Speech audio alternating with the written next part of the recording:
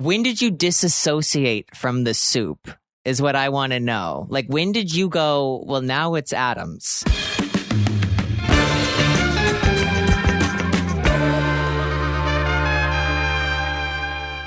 Hello, everyone, and welcome back to Intrusive Thoughts by Adam Rippon. And that's right, I am Adam Rippon. So since we have done the rebrand relaunch of Intrusive Thoughts, have I run into a few, I don't know, I wouldn't call them hiccups. Let's just say bumps in the road, right? Have I? Yeah. And whose fault is it? Yeah, it's been mine. I'm looking at myself right now in the screen, my pretty face in the screen. I'm looking at myself, and the problems have been me. What are they? They've gone unnoticed. I haven't noticed them at all.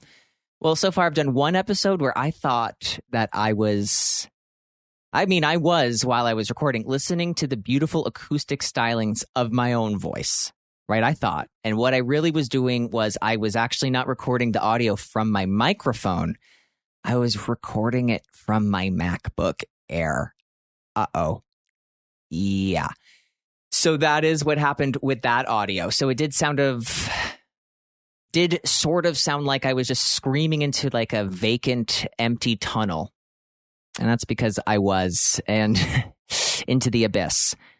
Now, if you watch the video of the podcast, you might notice, hey, there was one where it did sort of look like hostage footage. Yeah, well, that was my fault too. But it was, what saved the day, truly, was that we also recorded the footage from how we record online, right? So there's like a sort of Zoom sort of style StreamYard sort of link that I'll record on. And we, thank God, had that footage. And I say, thank God, because I know people around the world would have been searching for the lost footage of Intrusive Thoughts. And if you kind of hear that in the background, that's my dog. He's a little itchy. And now he's shaking. Perfect. I love a flawless show, you know? And that's what we deliver here, a flawless show, a flawless performance, a perfect performance. And I'll get back to that lost footage for a second. Now, there is footage, right, that I did record on my phone. And, you know, well, what happened to it? I'll tell you, it was recording, and that wasn't the problem. The problem was, and you'll never see this, you know, it'll never see the light of day. But the problem was that I kind of tapped, because I'm trying to, if one thing here is I'm always going to deliver the best quality possible, right? I'm going to try to do that. You know, I did just say that I accidentally submitted the audio from the MacBook Air. You know, I want you to know that microphone is a bit smaller than the one that I'm recording with right now. That microphone is the size of a dot. It's like one of the smallest little holes on the laptop. So it's not as high tech as the giant one that's the size of my head that I'm speaking into right now. And so, you know, again, I'm trying to deliver the highest quality. Now, that footage was, I wanted to record with the back camera. I'm always confused of what they say, the back and the front camera. The high quality camera, like the one with the 3 dots in the background, okay? I have an iPhone. Yes, I know. And so I was trying to record with the nice lenses. And with these nice lenses, you can't see what's happening on the screen. So I just kind of tapped. It was like, I hope I'm in focus. But what I did was I zoomed in so close that it looked like I could have been at a dermatology appointment, that they were scanning my skin to see what was in the pores. I got that close. I'll tell you, the camera's good. Didn't need to be that good that day. But so far, I feel like in this episode, we've got everything under control. I have the camera under control. I have the audio under control. And at the moment, my dog has his itching under control. We're 3 for 3. Really couldn't get any better. Now, if you are watching the video of this podcast, hello, I'm smiling if you can't tell from the inflection in my voice, because sometimes I perform. It's a one-man show, but it will not stop me from performing to a room full of no one, even if the camera zoomed in absolutely all the way into the pores of my nose. looking at sometimes I did once have perioral dermatitis. That's redness underneath the nose. Cured. I'm cured. So I'm smiling. Like I said, if you're watching the video, you might notice that my skin looks a little red, right? A little pink, a little chapped. Now, what is it? I'll tell you, it's nothing to be worried about. In fact, it's something to be excited about. Because earlier this week, aka at the end of last week, I got, drumroll please, Clear and Brilliant, my favorite facial laser. Okay. Clear and Brilliant, what does it do? I don't really know.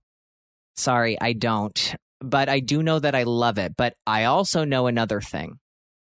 That when you go and you get the Clear and Brilliant, I know that they say that, okay, it's going to be about 2 weeks before you see your results. Because when you get these like aesthetic procedures done, I know, and you really want them to work right away. And when I say right away, I mean like as soon as it hits your face, I want to look like a supermodel leaving.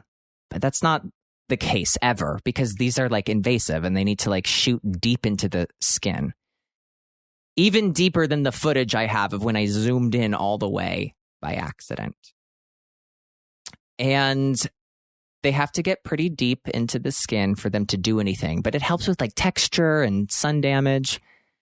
And since doing the Clear and Brilliant lasers, because I've done them a few times now, since doing them, I've noticed a big difference in like the way that my skin looks. But it is about 2 weeks of your skin feeling like sandpaper. Like if you've ever been licked by a cat, that is the exact texture of like what I'm feeling on my forehead. Like it's smooth, but it's rough. It's like asphalty-ish.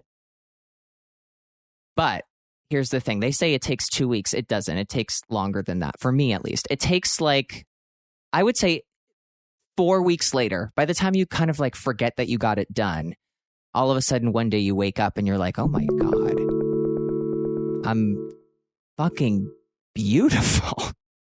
And it really does happen like that, like in 4 weeks.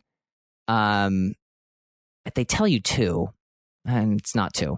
You trust me on this one, because 2 weeks later I'm going, I still feel rough to the touch, and that's not what I wanted, right? It's not exactly what I wanted. But I love that Clear and Brilliant laser. But, you know, I do try to dress up on this podcast because I want to look my best, right? Even if sometimes I'm giving you the audio from the MacBook Air speaker. Like I said, it's the size of a pinhole. Smaller than the beautiful, really nice podcast mic I have in front of me. But even if I'm giving you that, I am trying to dress up. I want to look good. I want to look nice. This is going to go on the internet, and things that go on the internet do last for absolutely ever. And I want to look nice. I want to look good. Totally forgot why I wanted to say that, but you know, it's true. I want to look good. There's something else I want to talk about. And again, this has nothing to do with what I talked about first. This is to get us warmed up, right? Like we both need to get warmed up. You need to get used to me. I need to get used to you. I need to get used to the camera actually catching my face, not just like a big all up my nose sort of shot. Speaking of the nose, actually now it's all kind of coming full circle. It always does. It takes a minute, but we always get there. I have, and I mentioned this before, that I've been into like the scents, right? Like really into the things smelling good. And I talked about me smelling good, but another thing I want to smell good is the home, right? Like we spend so much time in the house, so much time in the home, that wouldn't you want your space to smell like a spa, or to smell like the inside of an Abercrombie and Fitch? Wouldn't you? I know I would. I know some people think the smell of a Hollister is off-putting, but I think it's pretty on-putting, and I want it inputted into my home. And so I had been doing the research and the work of what will it take for me to live in a place that smells good. And I'm not saying that I live in a place that smells bad. Believe me and my husband, we're like clean people. I'm like, on the verge of tears. I'm like, please believe me. No, but we're quite clean. I know that is sort of exactly what somebody who's very dirty would say as a lie, but I think you believe me, and I just, hear me out. So we don't do a lot of like scents in the house. One of our favorite ones is we always mop with Pine Sol. I love that thing. It's so good. And it kills 99.99% of COVID-19. This is not an ad. It's just information that's out there for everyone to know. And I'm just reminding you. That's why I love Pine Sol. And it smells good. And so we love that when we mop the floors. We love to use a little bit of Pine Sol. Not afraid of a scent. But I run into an issue with my husband. Yeah, I'm going to air out some dirty laundry. Whatever. And the issue I run into with him is that anything that smells a little floral or anything that smells a little like a clean, fresh linen, he always is just so disgusted with me. It's like I've completely failed him. And he looks at me and he just goes, it smells like a public restroom. And the thing is, I see where he's coming from, but I fucking hate that he's saying it because sue me. It's not my fault that the smell of beautiful lavender smells like a public restroom. It's not my fault. It's not lavender's fault either. I know fresh linen is sort of a scent that we made up, like as a collective human race. Like we made that. That's not a real scent that you find in nature. We made up the smell of fresh linen, right? I know that. And it's, I think, time that we come clean about that. Like, that is absolutely true. We made that up. It's not real. Like, you don't go out into the wilderness and, like, smell flowers and go, God, this smells just like a fresh white sheet. No. Fresh linen is the smell of soap, which is exactly what they use to clean a public restroom. Unfortunately, my husband is sort of making a case and a point. So, what do we use to sort of liven the scent of the home? Well, I have turned them on to a little place, maybe you heard of it, Bath and Body Works. Yeah, they're really known for their subtle scents, right? And I say that absolutely sarcastically because if you go in there, it's like a soccer punch into the fucking face. They knock you dead square between the eyes and they go, hey, have you ever smelled mahogany teakwood? And, at first it can be overwhelming, but at second, it can be quite stimulating to the senses. And it's such a good experience when you're in there. I'll tell you, they have some sort of, I don't know when it is, but one time I remembered to do it where it was like, all the 3-wicks. And if you know your Bath and Body Works, you know what I'm talking about. All your 3-wick candles, the big boys, $10. Oh, yeah. And that year they went on sale. There's a sale, right? That's what I'm trying to say. There's a sale every year. I don't know when it is, but during this sale, the 3-wicks are $10. I did buy about 20 of them, $200. And I'm telling you, it was maybe 10 years ago that I bought all of those candles. I'm still going through them, but there's not a day that I regret buying 20 candles in that sale. Because what are the ones I'm using? Flannel. That's a great one. I love their Christmas ones, like their pine. Not a big fan of like the vanillas. I don't want to smell like a cookie or like a latte. Like I don't want that. I want to smell like a pine forest, or I want to smell like a beautiful piece of wood. Like that's what I want to smell like. Not everybody. Some people want to smell like a dollop of daisy, right? Like they want to smell like that. Not me.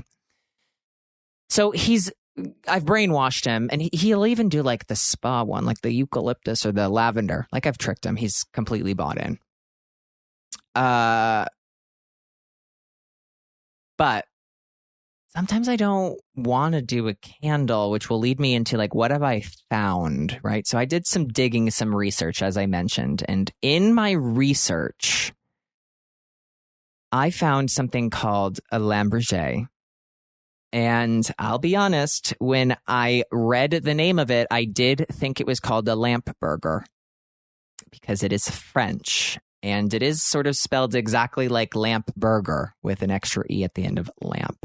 But it is Lamp Berger. And when people were saying Lamp Berger, I was like, what is a Lamp Berger? All I see are these ads for Lamp Berger. And so, needless to say, click in the cart order, I did get myself a Lamp Berger. And I haven't completely figured it out, okay? I haven't completely figured it out. But the idea is that it's this like alcohol-based scent, okay? And I have it right here, actually. So if you're watching this, you'll see it. But believe me, I'm going to give you an absolutely beautifully detailed description of it. You can hear it in the tinkle in the microphone. So if you can see it, it is this beautiful bottle. And in it, it has this like cotton wick that's like soaking in the alcohol stuff, scent and stuff. So it soaks that in, right? And then I'm going to take off. It has like a little topper to it. And then you take off the diffuser because what are you diffusing, right? And has this coal, okay? This little coal at the top. And you're going to light this coal on fire. And I'm going to do it now. You're going to see. And it's going to look like I am in Cirque du Soleil doing pyro, but you don't need to be scared. Okay.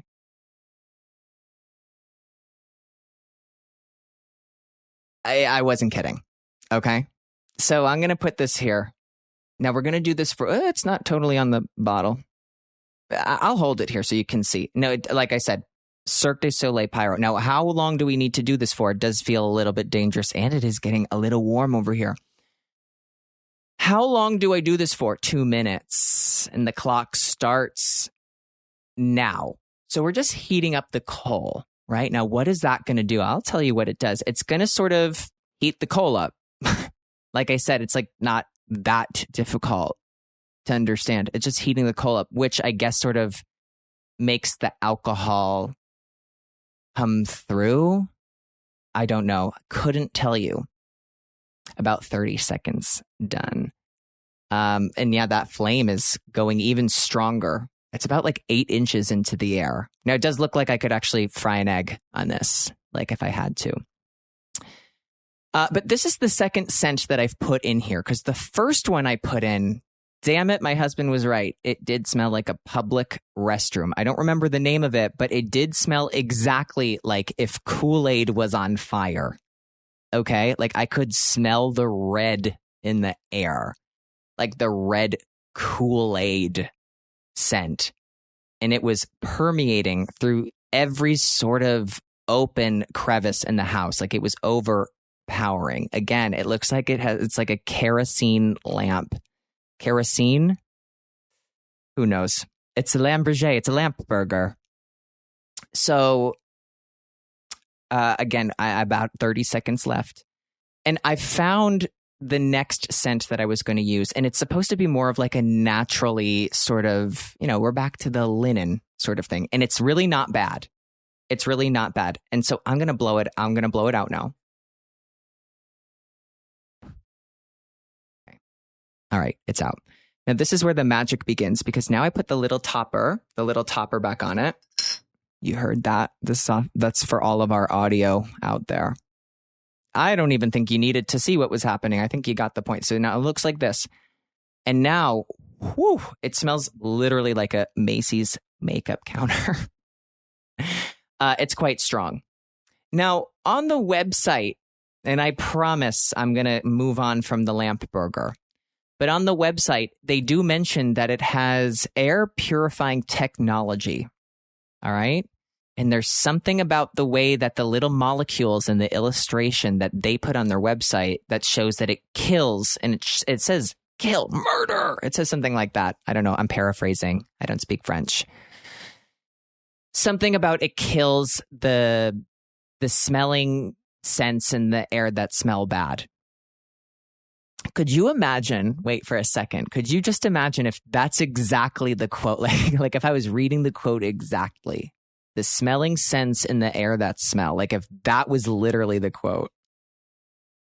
It's not, but it could be. I don't think it's far off.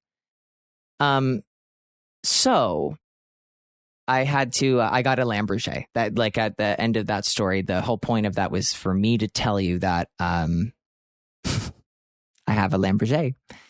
And I'm pretty proud of it. I am also totally scared of it. And the scent from it is overpowering. I'm still trying to find the right ones, right? Like, we're still trying to find like the mahogany teak wood. I think I'm adding the mahogany to that name. I think it's just called teak wood or flannel. But I'm trying to find like the more like masculine cologne-y kind of smells. But this is a good like starting point. Other thing I've read about it is that it can get expensive. Like, it's not cheap. It was like $60, right? I think that's a lot.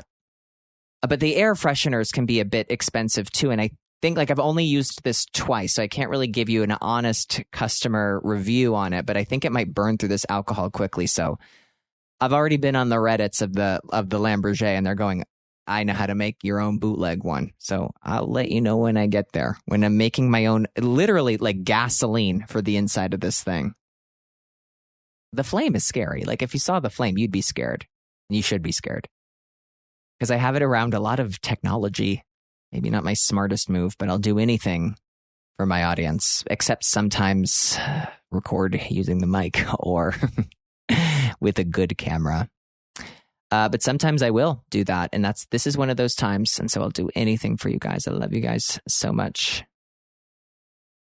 And I think on that note, I would love to get into the voicemails a little bit earlier, because I ask people to call in and I ask for people to leave voicemails, and you do, and you deliver, and you deserve to have me listen and answer your voicemails. And sometimes I just get on a tangent, not unlike today where I talked about an air freshener from France for about 10 minutes. So not unlike that, a little similar to that even.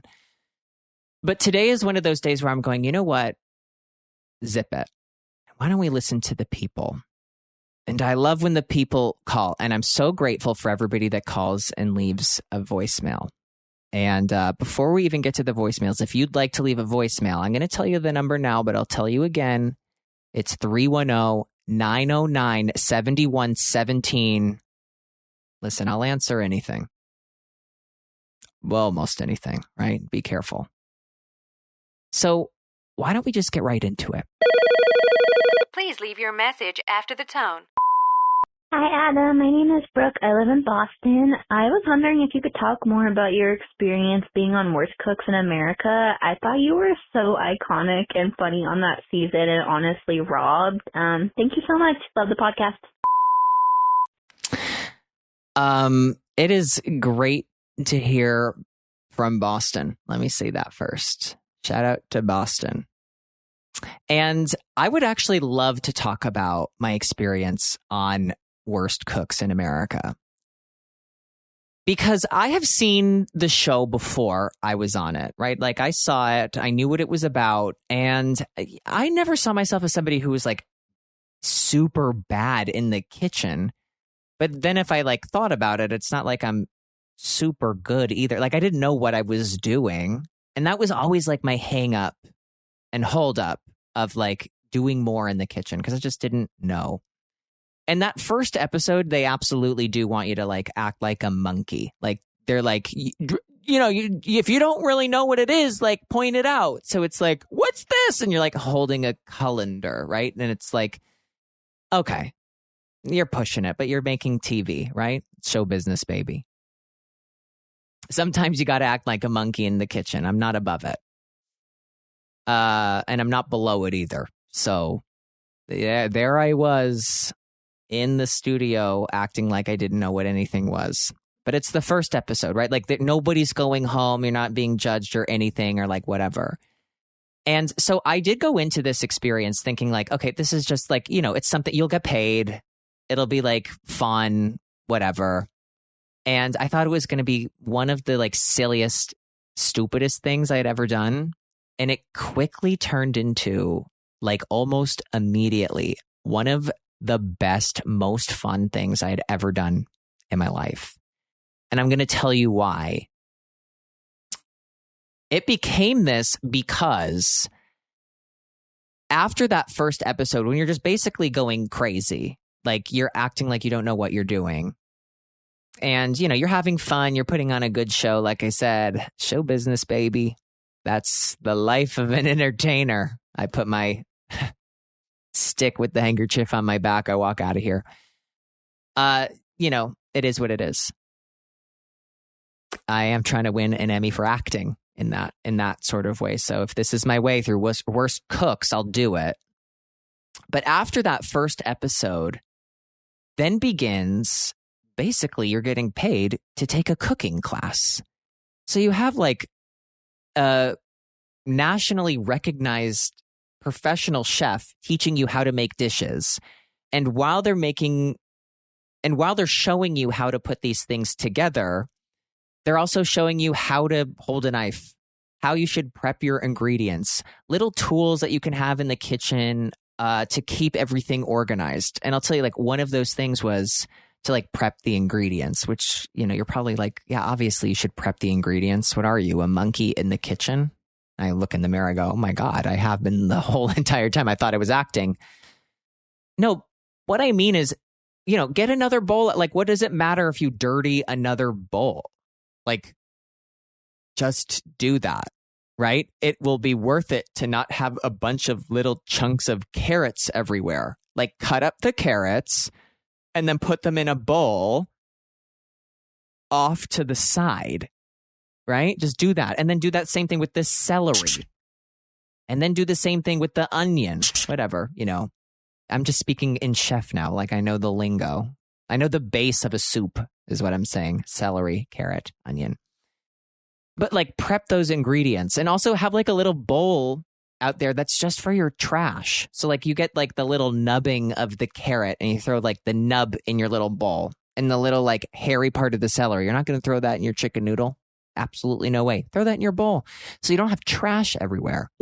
And, you know, all of this makes sense. But when a professional chef is telling you, like, prep the ingredients, keep your space clean, you're like, oh my God, wait. This is what I've been missing. This is why I don't like going in the kitchen, because everything is always a fucking mess when I'm in there. And so I started to like enjoy what I was doing. And so I had a lot of fun. And I'll say another thing that was really fun was everybody who I was on the show with. And we all really like connected and clicked right away. But what happened was that the show, this was in the middle of like when all of the writers' strikes were happening. Reality TV was still like good to do. Hey, listen, I'm in the union. I support the union. And I literally am in the union. I promise. I paid my dues. You can ask Fran Drescher. Okay. I'm in good standing with SAG-AFTRA. And so now that I've cleared up my status at SAG-AFTRA, when we first began filming, everything was good. And then our crew went on strike. And so that meant that we were going to stop filming. So we had only made it through like 1 or 2 episodes. And when you film these shows, a lot of times you're filming the entire season in a 1 or 2 week period. You know, even though you're watching it like once a week or, you know, twice a week, however often a certain show you might be watching is on, but they will film everything all together, all at once. And I think before I started like working in, you know, as I mentioned, in entertainment, I take off my top hat. I tip it to the audience. I ask for coins. I put the symbols away. I'm the monkey on the side of the street in the vest. Now, before I was working in entertainment, I think I knew that, but it was like, oh, that's actually real. And it is real. It's not like you're going back to the worst cook's kitchen and training over the week, right? Like, it's happening very quickly. And so we had made it through like the first or second episode and like production shut down.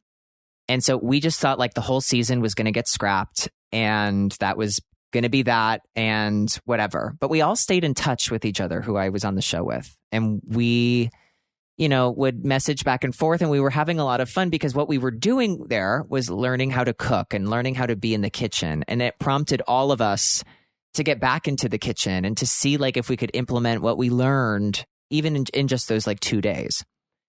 And so we all were like back and forth with each other of like, look what I made. Look at me doing this. Look at me doing that.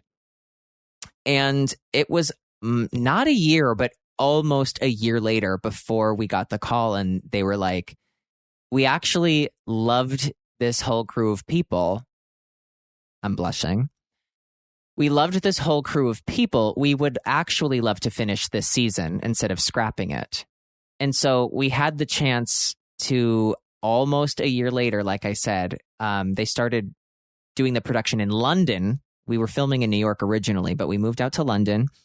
And we finished shooting the whole season in London. And so, we had basically, when you go into these shows, a lot of times you don't know who you're going to be doing them with, and you don't know who's going to be on them. And so you will quickly become friendly with everyone because everyone's in the same boat and you want to make friends and you want to have like a good experience. But, it's like whiplash. But we actually got to know each other throughout like the year, very casually, but like it was very fun. So when we came back, it was like a little family reunion. And so the experience became even greater because now you're doing it with people that you're friends with.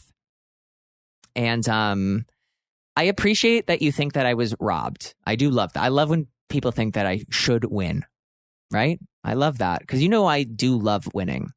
But who did win? Corinne Olympios, who was on The Bachelor, who we actually share the same birthday, 11/11. Remember that, mark it in your Google Cals. And so we had a great time. And you can't taste what everybody's making, but I did taste her dessert, and God damn it, it was good. It was quite good.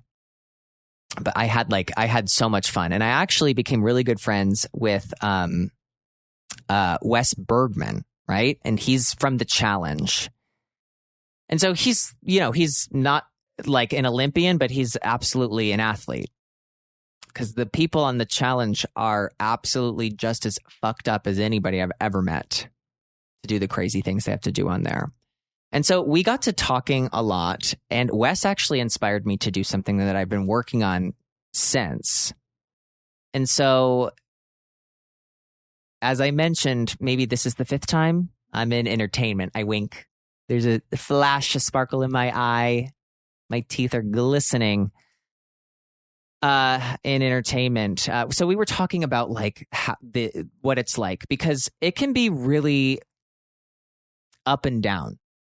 And sometimes you'll be working on something and it's like, okay, you don't have a moment's rest for 2 weeks straight. You're working 14 days in a row and you're working like 12, 14, 15 hour days. Like it's really long and it's every day. And then all of a sudden it's like, oh, you're not going to do anything for like 2 months. And as somebody who was like an Olympic athlete, even though I was like an adult and I felt like I could do whatever the fuck I wanted because I was like, I'm a rebel. Well, being a rebel when you're an Olympic level athlete is like, yeah, I'll have a glass of wine once every 3 months, right? That's like not actually being a rebel. And the other thing is that like, your calendar for the next few years if you really wanted to plan it out like that, because the dates of like when the major competitions are going to be. And when you can take time off and you just know everything. And in entertainment, things like pop up. And so it's like you have nothing going on. And then all of a sudden it's like, hey, are you free tomorrow? And you're like, I guess. Yeah. And then you're busy. And that is so disorienting. That's the thing that I've actually struggled with the most in this like new lifestyle of I am Michigan J Frog. Hello, my darling, in entertainment. That the inconsistency in the schedule. And sometimes you're really busy and sometimes you're really not doing anything. And so I'm saying this because when I was talking to Wes, he was like, I think like athlete to athlete, you'll totally understand what I'm saying he's like, you should start a business. And yeah, I didn't really know like what he meant or what he was talking about, but I like, okay, start a business. Okay, like what? I'm going to sell knickknacks at the Viewmont Mall. Viewmont Mall is my hometown mall in Scranton, Pennsylvania. There's a big market for knickknacks there, so that's actually being a little bit serious. This could be a lucrative business there. So what am I going to do? Sell knickknacks at the Viewmont Mall, the smaller mall. The big mall is actually in Scranton, the Steamtown Mall. As you know, I was being realistic, even if I was joking. Start small. And he was like, no, you should start something that you're like passionate about, and something that like will be consistent, that you'll like always have something going on. And then when you do the entertainment stuff, it feeds into it. And also, you get excited for it in a way that you're not like stressed out about it, because that's a real thing where you can really get stressed out about like, okay, what's the next thing? I hope I get hired for something, or like maybe I'll do an audition and I'll be on this show. So there's just so much unknown. And obviously, if you have a business, there is a consistency in that of like, that's an ongoing thing every day. And so I started to think about like, what's something that I like that would be a good business? Because I was also at this time starting to watch like the Kardashians on Hulu. Again, this is not an ad. I'm just sort of dropping. I'm trying to give you a place and time of where I am. And if you like the Kardashians, where you can watch them. Again, they're not paying me a dime. But I'm watching them, okay? I'll be honest. And the one thing about them is that you might think that they're famous for nothing, but they all, thanks to their mother, have giant empires and companies. Like they all have businesses, right? Because everything can be inconsistent, but they have businesses.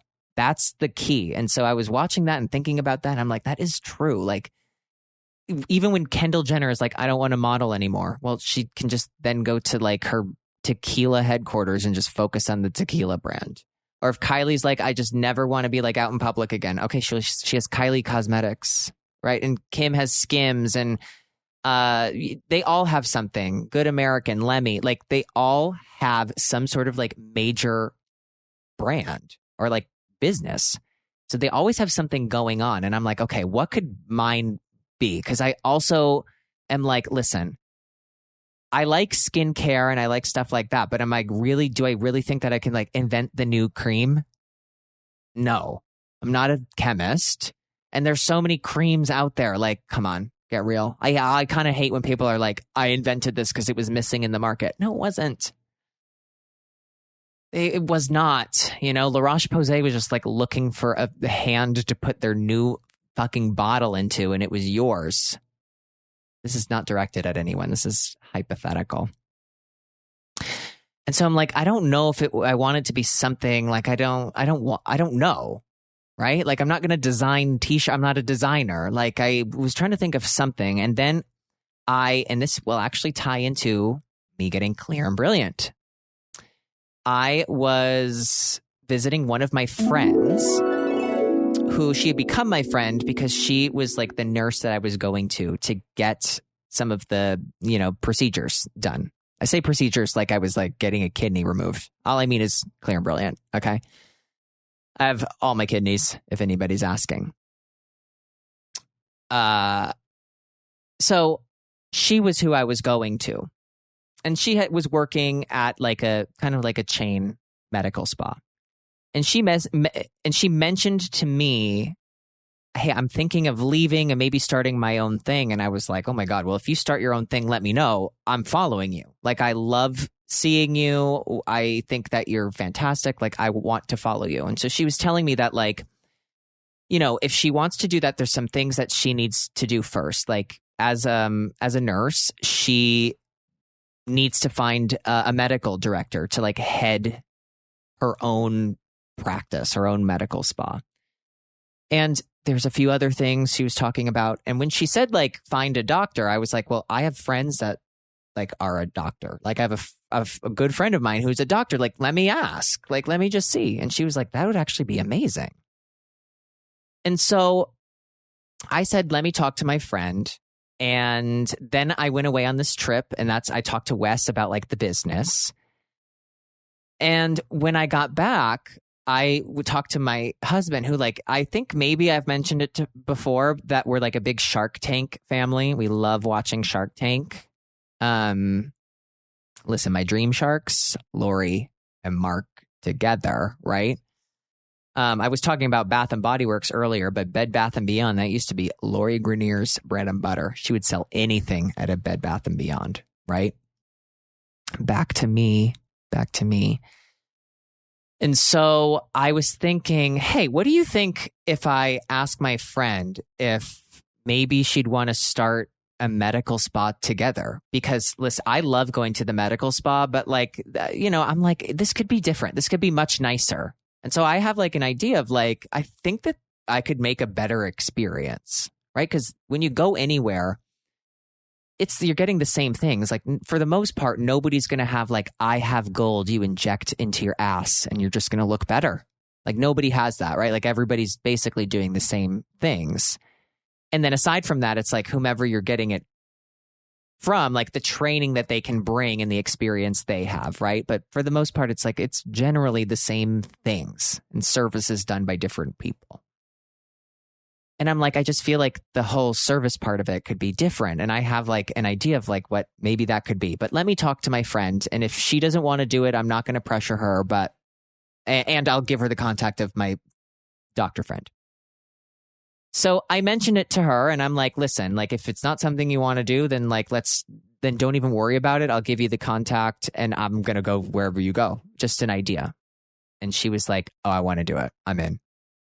And so I said, all right, I'm in. Let's open a fucking medical spa, right? Because I know I want first in line anything new that comes out, and I want to have immediate access to it. Obviously, that's what I love. Aside from thinking that I can bring a better customer experience, right? And so I'll tell you, and I know this started with worst cooks, but it's going into now business advice, because we can do anything we want on this podcast, right? It's intrusive thoughts. It's not complete thoughts, right? If you wanted complete thoughts, go listen to Mel Robbins, right? She'll give you complete good thoughts, good advice, really good advice. I'll give you good advice too, but it's going to come at the cost of you probably wasting 10 or 15 minutes of me going on a tangent about my Lamp Berger, which the scent is, as I say that, getting stronger and stronger. If I pass out, at least it's being recorded. You'll know what happened. You won't be left in the dark. So I've learned a lot about being in a business. And when I say being in a business, I mean starting one, because I'm still in the startup process, because it takes so long. It's so not easy. And I'm going to say something, and I think that this will be something that I end up talking about a lot on the podcast, because it's going to become more like in my life. Because right now I'm at a part where it's like, I'm just still waiting on different people to give me different answers and to get, different things together. I'm still trying to find a space. I know lingo about commercial real estate now, and I'm going to teach it all to you and we're actually going to rebrand again. This is going to be intrusive thoughts in commercial real estate. It won't be. I promise. We'll get back to the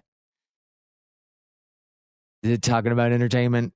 I promise we'll get back to the root and the base of what we're talking about.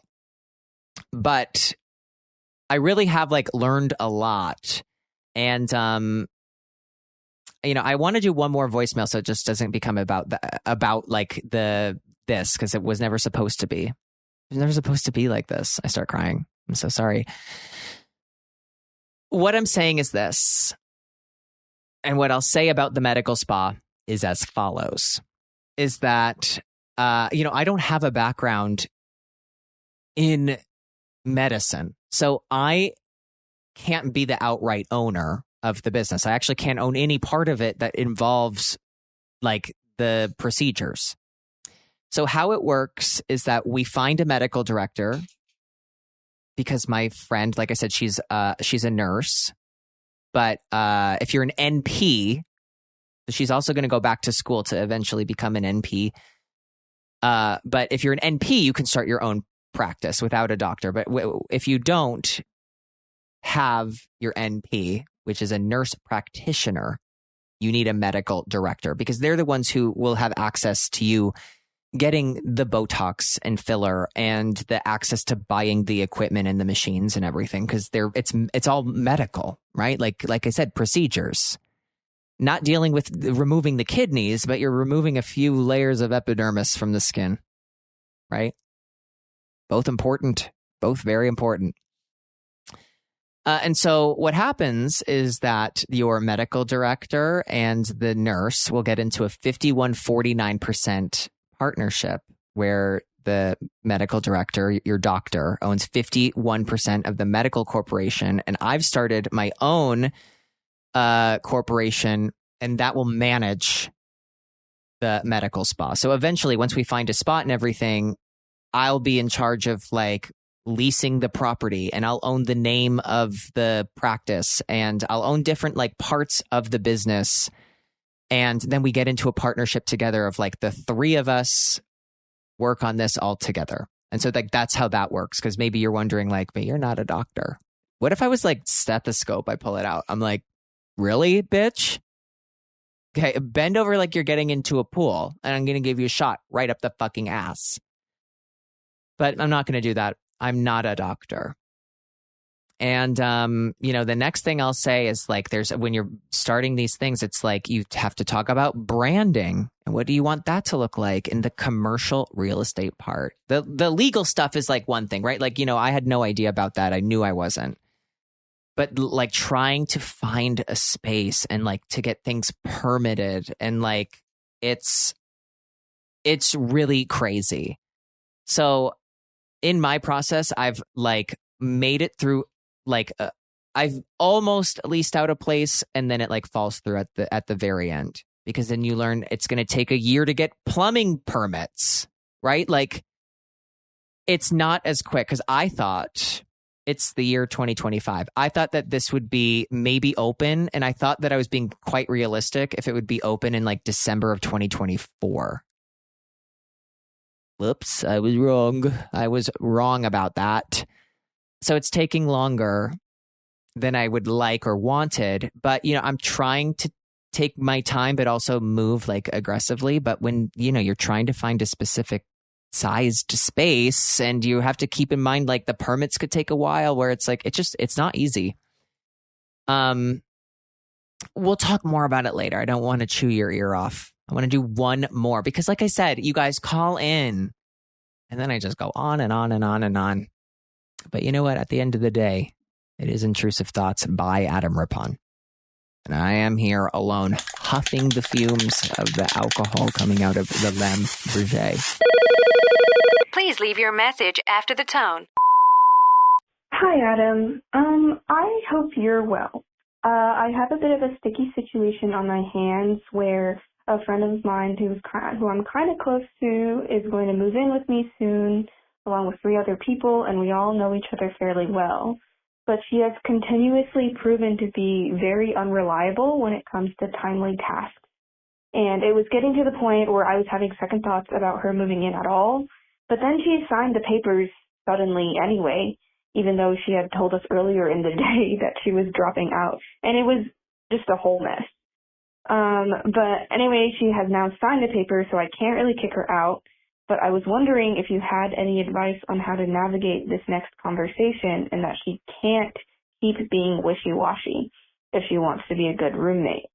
To be fair, she was going through something, and it was kind of a lot, but it wasn't something that suddenly came up, and she had been dealing with it for a while, and this caused her to cross the line in the end, and it caused everyone to be very stressed. Do you have any advice on how to navigate this conversation? Would love some advice from an Emmy winner. Would love that perspective. Thanks so much, and I hope you have a wonderful day. Bye-bye. Bye-bye. I never thought the Emmy would kind of come into play. I do love how you threw it in there. Emmy winner. It's paying off. Because now we're getting questions. And of course, my Emmy was about how do you deal with a wishy-washy roommate? And I did win the Emmy in that category. All right. Let's circle back. What if I'm like, and we'll talk about this later. Good night, everyone. No, I'm going to be honest with you. Let's go back to the beginning. Not even the beginning. Let's just go back to the voicemail. I don't remember what you said in the beginning. No offense. What if I'm like, no charisma? I'm sorry. Back to you. So this new roommate of yours, you said, is a good friend. And I know you're giving them the benefit of the doubt, it seems, because they were going through something that was like difficult at the time, but it was stressing you. And from what I'm assuming, there's some other people in this like roommate situation where it's not you and another person, it's you and like multiple people. And you thought that this friend was going to drop out because they were being so like flippant, and you didn't know if they were going to commit to this roommate situation. And so you were almost prepared for them not to. But then at the last minute, they signed the papers and like they're in. I think that's where we are. So I think the most important thing, if you want to know how to like approach this conversation, and if this person is a good friend, and even if they're not like a good friend, right? I think you need to I think you have to be quite direct. And you can be direct in a way that's like not mean and not confrontational. I think you can be direct, especially if this is like a friend of yours, direct in a way that you don't want them to be stressed out either, right? Because when people are stressed out, like it's not good for anybody. So you can be direct in a way of like, hey, listen, I know you might have a lot going on. So let me just talk about the things that I think everybody in this roommate situation is going to need from you so that this doesn't become another one of those things that you have going on that you need to deal with.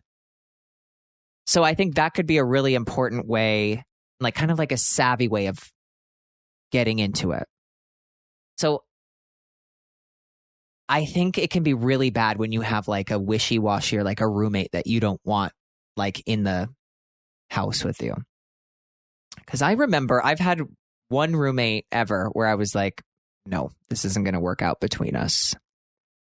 And I remember a situation where usually if they were just like leaving things in the kitchen, I was always just like picking it up, cleaning it and putting it away because I don't want to live in a dirty place, right? Like I'll just clean it up if they're not going to clean it up.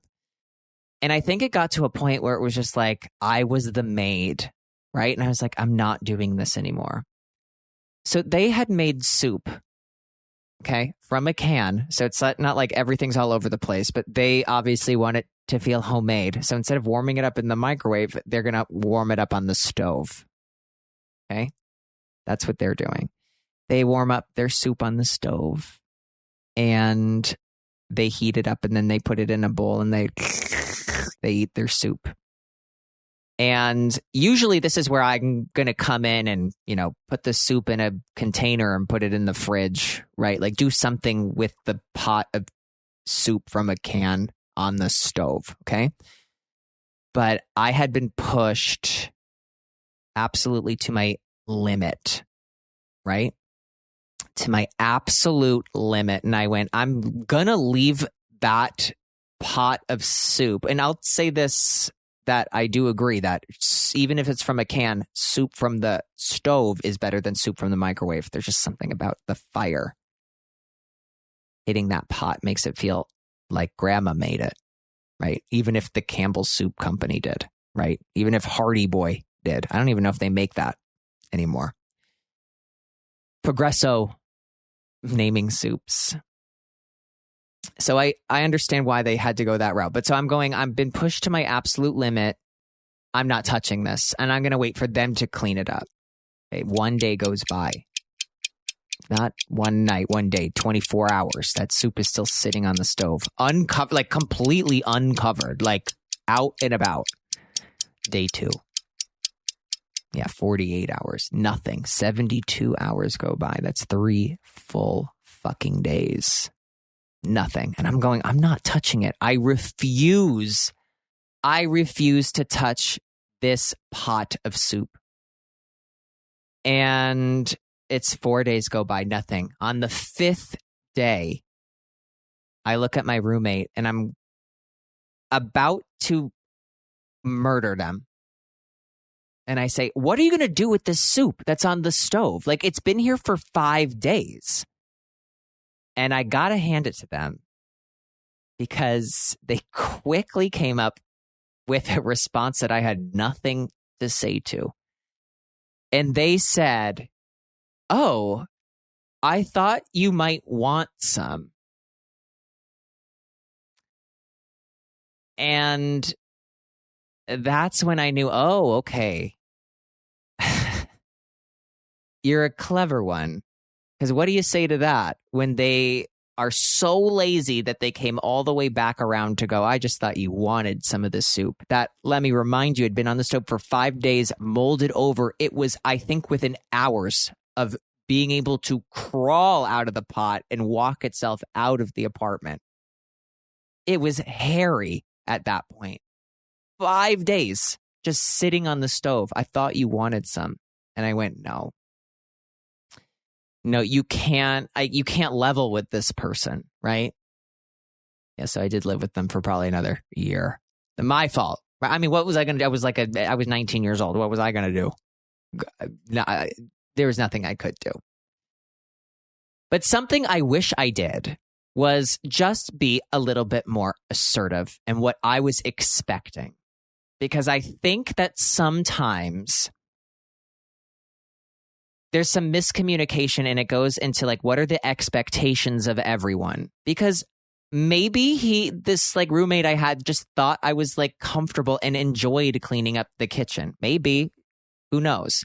But I never, and this is kind of my fault, right? Like I never, and you'd think it's common sense though, right? You actually just heard like the angel on one shoulder and the devil on the other of like giving them the benefit of the doubt. And then the other one of like, I'm about to call 911. You heard that in real time. But, in their defense, I never was outright and was like, after you use the kitchen, I want you to clean up your mess. I don't enjoy cleaning up your mess.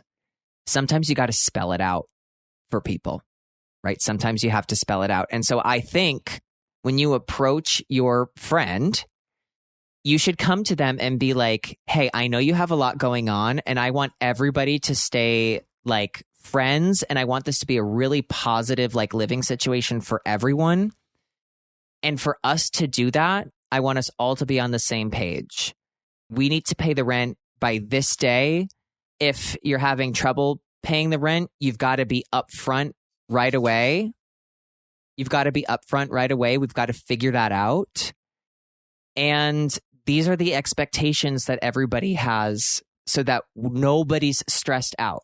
Because maybe you're not stressed out because like you're going to sign the papers at the last minute or you're going to pay the rent at the last minute, but it stresses everyone else out who wants to do that ahead of time. So maybe you need to find a way to be like, okay, how do we make this work for everyone? And we want to have like clean, clear, open communication. Nobody's feelings are hurt. We just got to be honest of like, what are you expecting and what is going to make everybody feel good in this situation? Because if this friend really did have like a lot going on, maybe they felt like, oh shit, I forgot at the last minute, sign the paperwork. And it stressed everyone out, right? But they always knew that they were going to sign it. But if maybe that friend didn't know that it was stressing you guys out, maybe like they always knew, but maybe you could have gone to them and said, hey, can you sign this today? Everybody's stressed out and they don't think that you're going to sign it. Now, on the flip side of that, if your friend is like, oh, no, I'll get to it. And they're like flippant and like they're not following up and they like cannot provide anybody any sort of solace and everybody's stressed out all the time, you're going to have a conversation of where they, Christina, get the axe. I don't know if that's the quote. They got to get out of there, right? But if you start out this roommate situation by being honest and just like brutally honest of like, this is what we're expecting. This is what's going to like be great going forward. This is what's going to make everyone feel good. If you start out that way, having those tough conversations, I'm telling you, will be easier because you've already like presented of how are you going to deal with this situation.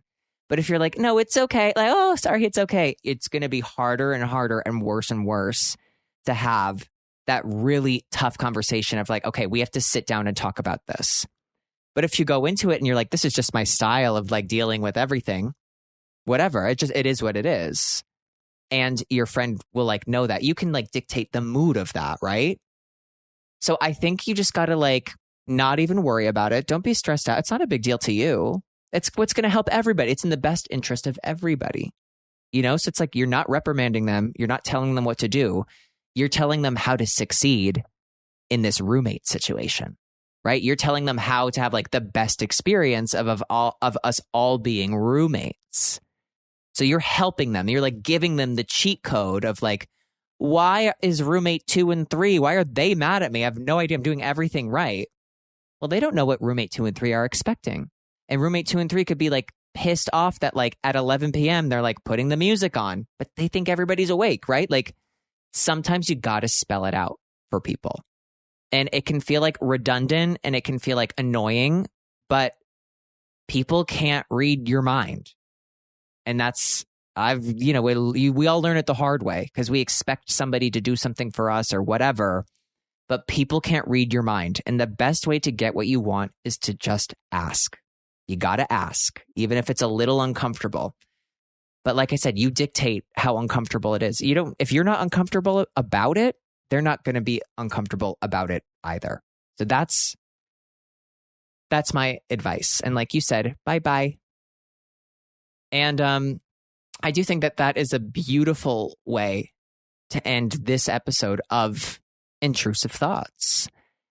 And like I mentioned before, if you have a question or anything that you'd like to ask me on the podcast, I'm an open book and I'm a big mouth, a blabbermouth. I'll go on for literally hours, right? I have no shame. I don't care. I like helping people. I like winning things. I like Lamp Bergers, and I like Clear and Brilliant. I'm a business guy. You know me. Hello, my darling. The suspenders, I'm pulling them. They get out the cane. Close the curtain. Entertainment.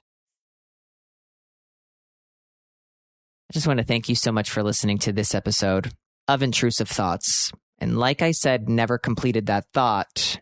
If you would like to call the podcast, and I hope you do, and I would love to hear from you, our number is 310-909-7117. Call in, ask us anything. Again, it's 310-909-7117. And until next time, I'm Adam Rippon, and this has been Intrusive Thoughts.